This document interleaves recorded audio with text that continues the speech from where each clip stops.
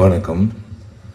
இது ஏன் நான் மைக்கை ஆட்டுறேன்னா, இந்த வீடியோவும் வைரல் ஆகி மதகஜராஜா எப்படி ஹிட் ஆக்குனீங்களோ அதே மாதிரி ரெட் ஃப்ளவர் படமும் கவலைப்படாதீங்க, டைம் கன்ஸ்டன்ட் இருக்காது. அந்த நாங்கள் கட்ட போகிற அந்த ஆடிட்டோரியம் வெளியே நாங்கள் திறப்புவிழாக்கு அப்புறம் உங்களுக்கு எந்த பிரச்சனை இல்லாமல் சின்ன திரைப்படம்லேருந்து இப்போ எந்த திரைப்படமாக இருந்தாலும் உங்களுக்கு பயன்படும்.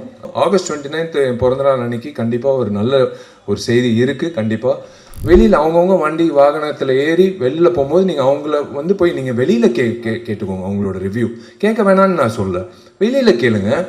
அந்த ப்ரீதிங் ஸ்பேஸ்ன்றது ரொம்ப முக்கியம். ஒரு 12 காட்சிகள் விட்டுருங்களேன். எல்லோருக்கும் வணக்கம். சாரி, நான் பேசுகிறதுக்கு முன்னாடி மேல் இருக்கிற பெரியவர்களுக்கும் இங்கே வந்திருக்க அனைத்து நெஞ்சங்களுக்கும் ஒரு சின்ன விண்ணப்பம். உங்கள் எல்லோருக்கும் தெரியும், லெஜெண்டரி ஆக்டர்ஸ் நம்ம சவுத் இந்தியன் சினிமா, இந்தியன் சினிமாக்கே பெருமை செலுத்தின சரோஜா தேவி அம்மா இறந்துட்டாங்க. அதே மாதிரி நம்ம இண்டஸ்ட்ரியில் எத்தனையோ ஸ்டன்ஸ் பண்ண, எத்தனையோ என்னோடய படங்கள் மட்டும் இல்லை, எத்தனையோ திரைப்படங்களில் ரொம்ப ரிஸ்க்கான ஸ்டன்ஸ் பண்ண திரு ராஜு அவர்கள் படப்பிடிப்பில் ஒரு கார் டாப்லிங் சேஸில் ஒரு ஷார்ட்டில் இறந்துட்டார். அவங்க 2 பேருக்கு மட்டும் ஒரு நிமிஷம் மௌன அஞ்சலி செலுத்தோம். தேங்க்யூ.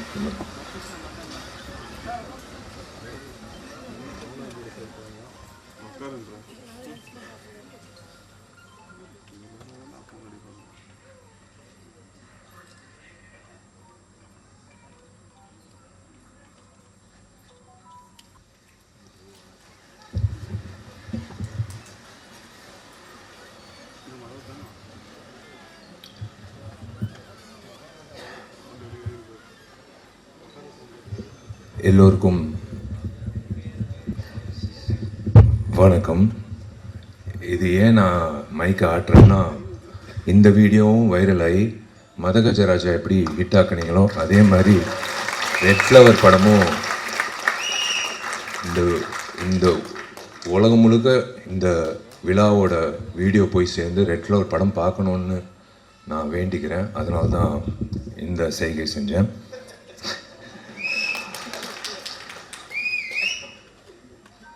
மேடையில் இருக்கிற எனக்கு பிடித்த ஜாம்பவங்கள், எனக்கு பிடித்த நண்பர்கள், சினிமா சார்ந்த நண்பர்கள், வந்திருக்கும் அனைத்து பத்திரிகையாளர்கள் நண்பர்கள், ஊடக நண்பர்கள், வெல்விஷர்ஸ் எல்லோருக்கும் நான் காலை வணக்கத்தை தெரிவிச்சுக்கிறேன். முதல்ல உங்கள் எல்லோருக்கும் பி வாசு சாராக தெரியும், லெஜெண்டரி ஃபிலிம் மேக்கர். எனக்கு P Vasu uncle. P Vasu sir வந்ததுக்கு ரொம்ப நான் இந்த குழு சார்பாக நான் நன்றி தெரிவிச்சுக்கிறேன். ஏன்னா பி வாசு நிறைய இயக்குநர்கள் ஒரு படம் 2 படத்துலேயே அப்படியே போயிடுறாங்க. ஆனால் இன்றைய வரைக்கும், அப்போலேருந்து இப்போ வரைக்கும் இன்னும் பி வாசு சார் நம்ம மனசில் நிற்கிறாருன்னா that's because of his films and that's because of his vision. அதே மாதிரி எனக்கு பிடிச்ச நிறைய நடிகர்கள், என்னோட நண்பர்களாக இருக்கிற அஜய் ரத்னம் சார், சுரேஷ் மேனன் சார், எங்கள் வயசுக்கு இணையாக இருக்கிற Y G Mahendran sir, John Vijay darling, எல்லோரும். அதே மாதிரி டாக்டர் சுராஜ் சார், நிறைய பேருக்கு பட்டம் கொடுக்குறாங்க டாக்டரு, இவருக்கு முதல்ல கொடுக்கணும். ஏன்னா டாக்டர்கிட்ட நம்ம போகிறது சிகிச்சைக்காக. அப்பா சந்தோஷமாக வெளில வந்தோம், நம்ம சரியாக இருக்கும். ஏன் டாக்டர் சுராஜ்னு சொல்கிறேன்னா, நிறைய பேர் அவரோட காட்சிகள் நிறைய ஐபிஎஸ் ஐஏஎஸ் ஆஃபீஸர்ஸ் எனக்கு சொல்லியிருக்காங்க. அவங்களுக்கு 10:30 தான் அவங்களுக்கு டைமே கிடைக்கும். நிறைய எக்ஸ் ஜட்ஜஸ்ஸு, சர்ஜன்ஸு, டாக்டர்ஸு எல்லோரும் பார்க்குறது ஆதித்யா சேனல், சிரிப்பொலி சேனல். அதில் இவர் இயக்குன என்னோட படமும் உட்பட இவர் இயக்குன பல படங்களில் வடிவேலண்ண காமெடி, சுராஜ் சாரோட சென்ஸ் ஆஃப் ஹியூமர் அவங்களுக்கு மெடிசனா. அவங்களுக்கு அன்னைக்கு இருக்கிற ஸ்ட்ரெஸ் எல்லாமே இறக்குறது அவரோட திரைப்படங்களில் வர நகைச்சுவை காட்சிகள். ஸோ அந்த வகையில் அதனால தான் டாக்டர் சுராஜ் சார்ன்னு சொன்னால் ரொம்ப சந்தோஷம் சார். யூஸ்வலாக ஹீரோ தான் கெட்டப் மாற்றி வருவாங்க ஃபங்க்ஷனுக்கு. ஃபஸ்ட் டைம் ஒரு இயக்குனர் கெட்டப் மாற்றி வந்திருக்காரு. முதல்ல இந்த இந்த விழாக்கு இப்படி அரங்கம் நிறைந்த ஒரு காட்சியாக அளிக்குதோ அதே மாதிரி இந்த திரைப்படம் ஆகஸ்ட் 8 ரிலீஸ் ஆகும்போது இதே மாதிரி அரங்கம் நிறைந்த காட்சியை பார்க்கணுன்றது என்னோட ஆசை. ரொம்ப நன்றி. நீங்கள் முதல்ல வந்து ரெட் ஃப்ளவர் திரைப்படத்துக்கு இந்த இந்த விழாக்கு வந்ததுக்கு எல்லோரும் வந்து ரொம்ப நன்றின்னு சொன்னாங்க.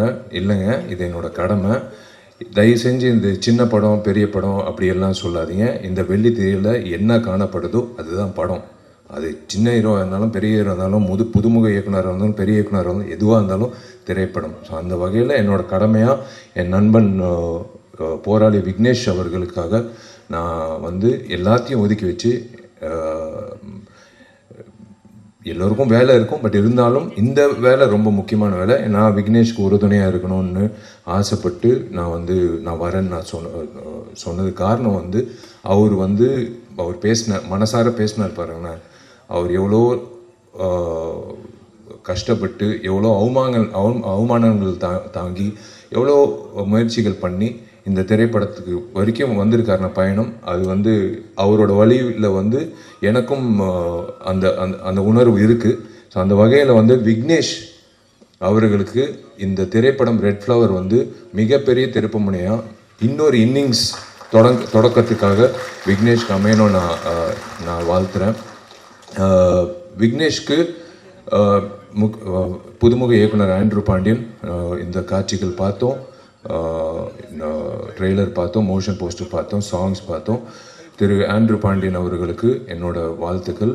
பொதுவாக 2025 என்ன நடக்குது, நடைமுறை செயலில் என்ன நடக்குதுன்னு பண்ணுறதுக்கே பல இயக்குநர்கள் திண்டாடுறாங்க. ஆனால் இவர் 2047 என்ன நடக்க போகுதுன்னு ஒரு மிகப்பெரிய ரிஸ்க் எடுத்து ஒரு கதை பண்ணியிருக்காரு. அது in fact everyone was speaking about his vision. I wish Andrew Pandian all the very best for this film. Welcome to the industry. And இந்த விழா நாயகன் சந்தோஷ் ராம் இசையமைப்பாளர், வாழ்த்துக்கள். உங்கள் பாடல்கள் பார்த்தோம், ரொம்ப பக்கபலமாக இருந்திருக்கீங்க. Cinematographer and of course every including the heroine and the entire cast and crew. I wish all of you all the very best. Vignesh, ஒரே ஒரு விஷயம் நான் சொல்கிறேன். எல்லாரும் கதாநாயகர்கள் எதிர்பார்க்குறது ஒரு நல்ல ஒரு அமைப்பு வேணும். நம்ம என்னதான் நம்ம திறமைசாலி அப்படின்னு சொல்லும்போது நம்மளுக்கு ஒரு பொக்கிஷம் மாதிரி, ஒரு வைரம் மாதிரி ஒருத்தர் வேணும். யாருன்னா தயாரிப்பாளர். உங்களுக்கு ஒரு பொக்கிஷமா மாணிக்கம் என்ற பேர்ல அவரே ஒரு பொக்கிஷமா மாணிக்கம் என்ற ஒரு பேர் உங்களுக்கு அதான் கடவுளாக உங்களுக்கு ஒரு வைரம் கொடுத்துருக்காரு. அதுதான் திரு மாணிக்கம் அவர்கள். காளிகாம்பல் பிக்சர்ஸ் சார்பாக மாணிக்கம் அவர்கள் இந்த திரைப்படத்தை தயாரிச்சிருக்காரு. Sir, welcome to the industry. Manickam sir, நீங்கள் இந்த நான் சொன்னாங்க இந்த படம் எனக்கு லாபம் வேணாம், எனக்கு இந்த படம் ஒரு லவ் ஃபார் த ஆர்ட்ன்றதுக்காக நான் பண்ணியிருக்கேன். அப்படி இல்லை, நீங்கள் மறுபடி இந்த படம் வெற்றி அடையும். இந்த படம் முடிஞ்சதுக்கப்புறம் நீங்கள் நிறைய விக்னேஷ் மாதிரி நிறைய இயக்குநர்கள் நிறைய திரைப்படங்கள் பண்ணணும். நீங்கள் இன்னொரு 2047 எப்படி இந்த திரைப்படம் காட்டினாங்களோ 2047 திரு மாணிக்கம் தயாரிப்பாளராக இருக்கணும்னு நான் ஆசைப்படுறேன். Welcome to the film industry. மற்றபடி டார்லிங் ஜான் விஜய், என் டார்லிங் அஜய் ரத்னம் சார், என் டார்லிங் தலைவாசல் விஜய், எல்லோருக்கும் வாழ்த்துக்கள் for this film. Thank you media. நீங்கள் எப்போவுமே எல்லா திரைப்படங்களுக்கும், எங்கள் திரைப்படம் மட்டும் இல்லை எல்லா திரைப்படங்களுக்கும் நீங்கள் ஆஜராகி நீங்கள் சப்போர்ட் பண்ணுறது ரொம்ப சந்தோஷம்.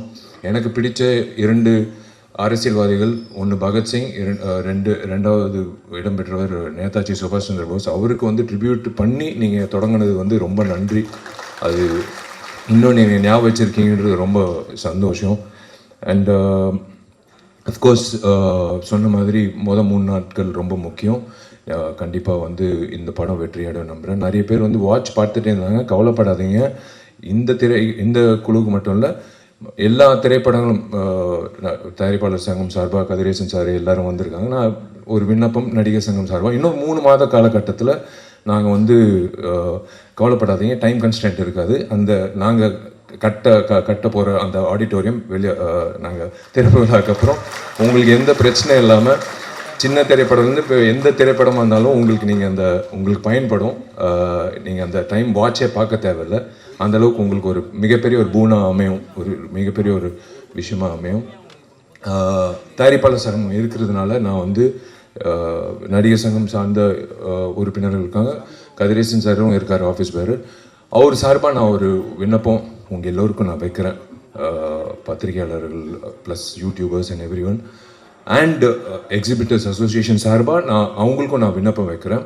இன்க்ளூடிங் கமலா தியேட்டர் உரிமையாளருக்கும் மற்ற உரிமையாளர்களும் இனிமேல் வரக்கூடிய திரைப்படங்கள் ரிலீஸ் ஆகும்போது வெள்ளிக்கிழமை தயவு செஞ்சு ஒரு 3 நாளைக்கு மட்டும் 12 காட்சிகளுக்கு மட்டும் யாராவது ரிவ்யூ எடுக்கிறதுக்கு வராங்கன்னா, மைக்கு நீட்டிக்கிட்டு வராங்கன்னா, தயவுசெய்து தப்பாக நினைக்க வேணாம். நீங்கள் தப்பாக நினச்சாலும் I'm sorry, I have to என் ஆதங்கத்துக்கு நான் தீக்கணும். நீங்கள் டிக்கெட் வாங்கிட்டு உள்ளே வந்துட்டு படம் பார்த்துட்டு நீங்கள் அந்த மைக்கை நீங்கள் நீட்டிட்டு உங்கள் கருத்தை நீங்கள் சொல்லிவிடுங்க. ஆனால் தயவு செஞ்சு அவங்கள ஒரு 3 days மட்டும் வெளியில் தப்பாக நினைக்க வேணாம். உள்ளார ப்ரெமிசஸ் இல்லாமல் வெளியில் அவங்கவுங்க வண்டி வாகனத்தில் ஏறி வெளியில் போகும்போது நீங்கள் அவங்கள போய் நீங்கள் வெளியில் கேட்டுக்கோங்க. அவங்களோட ரிவ்யூ கேட்க வேணான்னு நான் சொல்ல, வெளியில் கேளுங்க. ஆனால் தயவு செஞ்சு ஒரு 3 நாட்களுக்கு மட்டும் அந்த 12 காட்சிகள் மட்டும் எக்ஸிபிட்டர்ஸ் அசோசியேஷன் நான் ஒரு வேண்டுகோளை விண்ணப்பமாக வைக்கிறேன். உள்ளே மட்டும் கொஞ்சம் ரிக்வெஸ்ட் பண்ணி உள்ளே எடுக்க வேணான்னு சொல்லுங்கள். வெளியில் எடுத்துக்கோங்க. விமர்சனங்கள் கண்டிப்பாக யார் முதல்ல விமர்சனம் போடுறதுன்னு ஒரு போட்டி இருக்கும், அது தப்பே கிடையாது எல்லாரும்.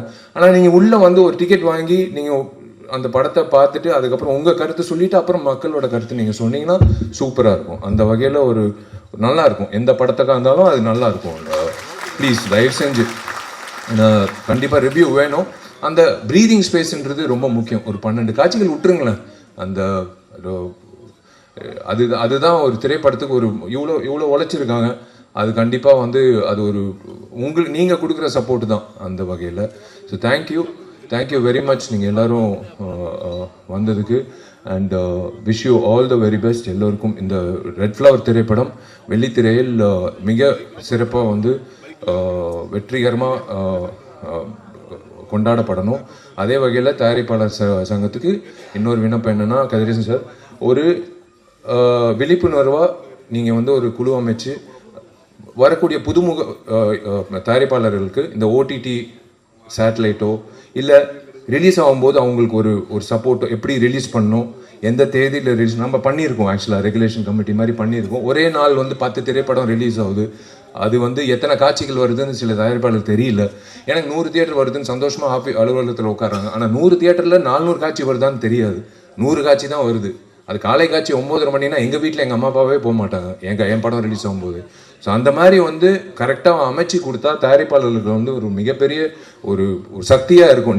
நீங்கள் எல்லோரும் ஒரு பக்கபலமாக எல்லா திரைப்படத்துக்கும் இந்த திரைப்படம் வெள்ளிக்கிழமை இத்தனை திரையரங்கத்தில் இத்தனை காட்சிகளில் ரிலீஸ் ஆகுது, கவலைப்படாதீங்க அப்படின்னு சொல்லும்போது அவங்களுக்கு ஒரு சந்தோஷமாக இருக்கும். அண்ட் ப்ளஸ் அஃப்கோர்ஸ் எல்லாரும் அந்த ஓடிடி பிளாட்ஃபார்ம் அப்படின்னு வரும்போது நீங்கள் சப்போர்ட் பண்ணிங்கன்னா நல்லாயிருக்கும். மற்றபடி தேங்க்யூ, காட் பிளஸ் யூ. நீங்கள் எல்லோரும் நல்லா இருக்கணும். Thank you very much. எல்லாருக்காண்டி ஒரே ஒரு கொஸ்டின். நடிகர் சங்கம் திறப்பு எப்போது? அதே மாதிரி உங்களோட மேரேஜ் அனௌன்ஸ்மெண்ட் அந்த டேட் ஆகஸ்ட் 29 கன்ஃபார்ம் இல்லை சொன்னாங்க. நீங்கள் ஏற்கனவே அறிவிச்சிருக்கீங்க. 2 மட்டும் எங்களுக்காக சொல்லிடுங்களேன். நீங்கள் புடவை பட்டு புடவை கட்டும் போதே எனக்கு தெரியும் நீங்கள் புடவைக்காக தான் இது கேட்குறீங்கன்னு. அதுக்கு தான் கேட்குறாங்க, வேற ஒன்றும் இல்லை. என் தேதி எப்போன்னு இல்லை, அவங்களுக்கு நான் இப்போ கவிதா என்னோட க்ளோஸ் ஃப்ரெண்டு, அவங்களுக்கு புடவை எப்போ வரும்னு போய் சேரும். அங்கிட்டு தேவராஜ் அண்ணன் அவங்க வீட்டுக்கு எப்போ போய் சேரும். இங்கிட்டு ஒருத்தர் இருக்கார் மீனாட்சி சுந்தரம், அவருக்கு எப்போ போய் சேரும். எல்லாருக்கும் எஸ் கண்டிப்பாக நான் அதாங்க 9 வருஷம் நான் எப்படியோ நான் தாக்கு பிடிச்சிட்டேன். இன்னும் 2 மாதத்தில் இருக்கும். ஆகஸ்ட் 29 என் பிறந்தநாள் அன்னைக்கு கண்டிப்பாக ஒரு நல்ல ஒரு செய்தி இருக்குது கண்டிப்பாக. ஆனால் நான் சொன்னபடி அந்த கட்டணம் எல்லாரும் பெரியவர்கள் எல்லாரும் அந்த திறப்பிழா முடிஞ்சதுக்கப்புறம் முகூர்த்தம் போய் நான் புக் பண்ணிட்டேன் கார்த்திகிட்ட. கண்டிப்பாக என் கல்யாணம் அங்கிட்டு தான் கட்டிடத்தில். ஆனால் அது கண்டிப்பாக நீங்கள் நினைக்கிற மாதிரி தாமதம் அப்படியெல்லாம் இல்லை, கூடி சீக்கிரம் நடக்கும். அதுக்கு தான் ஓடுறேன், இப்போது கட்டிடத்துக்கு தான் ஓடுறேன். இது முடிச்சோன்னே எல்லாரும் நினைக்கிறாங்க இவன் எதுக்கு டெய்லி காலங்காலத்தில் கட்டடத்தை பார்க்குறான்னு. கொத்தனார்லேருந்து எல்லாரும் ஆர்கிடெக்ட் வரைக்கும் இவன் கல்யாணத்துக்காக தான் வந்து அவசரப்படுத்துகிறான் இல்லைன்னா பட் நேரம் வந்துருச்சு இன்னொரு 2.5 monthsல வந்துடும் 2 monthsல வந்துடும் டெஃபினட்டாக பட் ஆகஸ்ட் 29 கண்டிப்பாக ஒரு நல்ல செய்தி இருக்குது அது கூடிய சீக்கிரம் நான் அறிவிக்கிறேன் நல்ல கண்டிப்பாக புடவை வந்துடும் Kavitha thank you all the best god bless thank you Vishal.